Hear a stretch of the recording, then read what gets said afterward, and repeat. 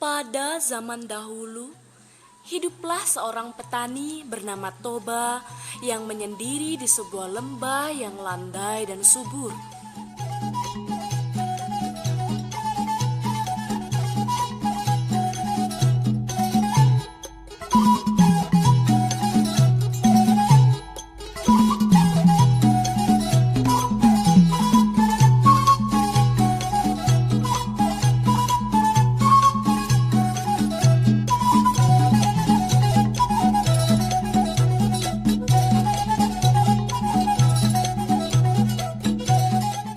Petani itu mengerjakan sawah dan ladang untuk keperluan hidupnya. Selain mengerjakan ladangnya, terkadang lelaki itu pergi memancing ikan ke sungai. Pada suatu sore, setelah pulang dari ladang, lelaki itu langsung pergi ke sungai untuk memancing. Tak berapa lama, tiba-tiba pancingan itu disambar ikan yang langsung menarik pancingan itu jauh ke tengah sungai.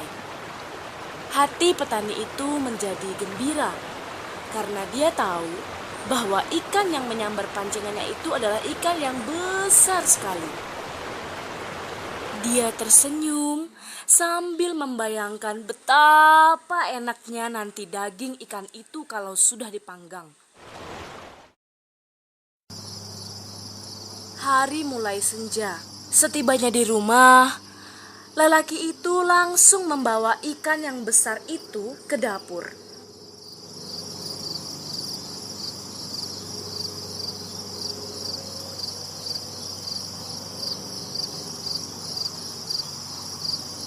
Ketika dia hendak menyalakan api, ia tersadar.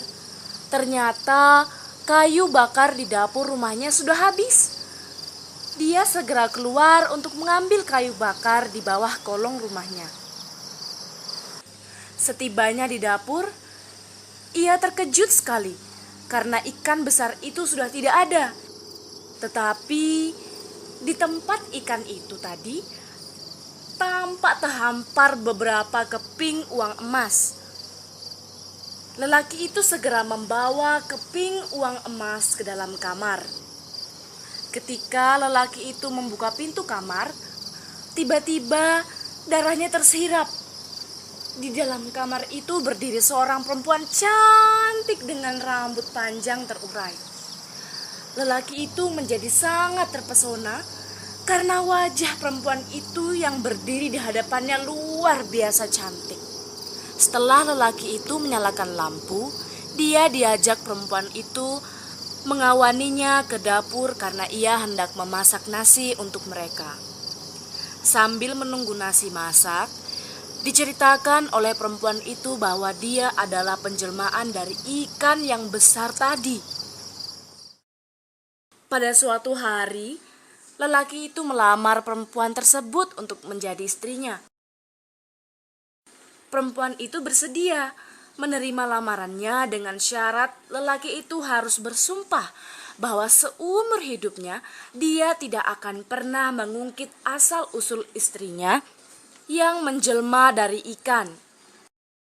Setahun kemudian, mereka dikaruniai seorang anak laki-laki yang diberi nama Samosir. Anak itu sangat dimanjakan ibunya, yang mengakibatkan anak itu bertabiat kurang baik dan pemalas. Setelah cukup besar, anak itu disuruh ibunya mengantar nasi setiap hari untuk ayahnya yang bekerja di ladang. Namun, dia sering menolak mengerjakan tugas itu, sehingga terpaksa ibunya yang mengantarkan nasi ke ladang.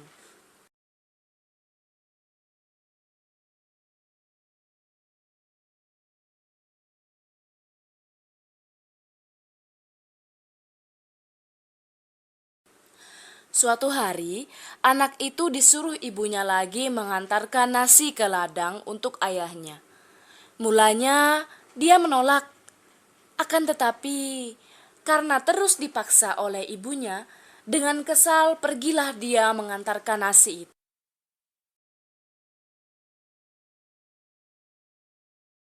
Di tengah jalan, Sebagian besar nasi dan lauk pauknya dia makan.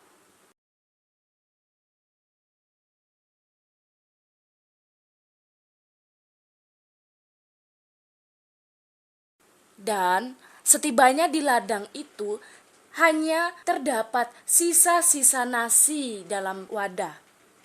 Si ayah sudah merasa sangat lapar karena nasinya terlambat sekali diantarkan.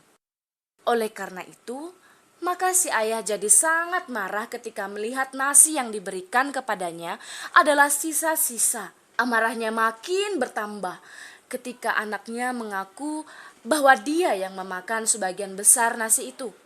Kesabaran si ayah jadi hilang. Anak yang tak bisa diajar, tidak tahu diuntung, dasar kau anak ikan. Sambil menangis, anak itu berlari pulang menemui ibunya di rumah. Kepada ibunya, dia adukan bahwa dia dipukul ayahnya. Semua kata-kata cercaan ia ceritakan pula kepada ibunya. Mendengar cerita anaknya itu, si ibu sedih sekali. Terutama karena suaminya sudah melanggar sumpahnya dengan kata-kata cercaan yang dia ucapkan.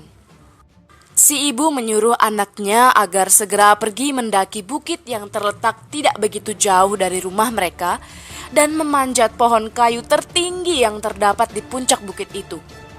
Tanpa bertanya lagi, si anak segera melakukan perintah ibunya. Dia berlari menuju ke bukit tersebut dan mendakinya. Ketika anaknya sudah hampir sampai ke puncak, dia pun berlari menuju sungai yang tidak begitu jauh dari rumah mereka.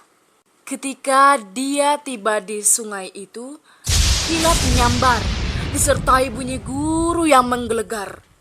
Sesaat kemudian dia melompat ke dalam sungai dan tiba-tiba berubah menjadi seekor ikan yang besar. Pada saat yang sama, sungai itu pun banjir besar dan turun pula hujan yang sangat lebat. Beberapa waktu kemudian, air sungai itu meluap kemana-mana dan tergenanglah lembah tempat sungai itu mengalir. Pak Toba tak bisa menyelamatkan dirinya. Ia mati tenggelam dan berubah menjadi danau yang sangat besar yang kemudian hari dinamakan Danau Toba. Sedang pulau kecil di tengahnya diberi nama Pulau Samosir.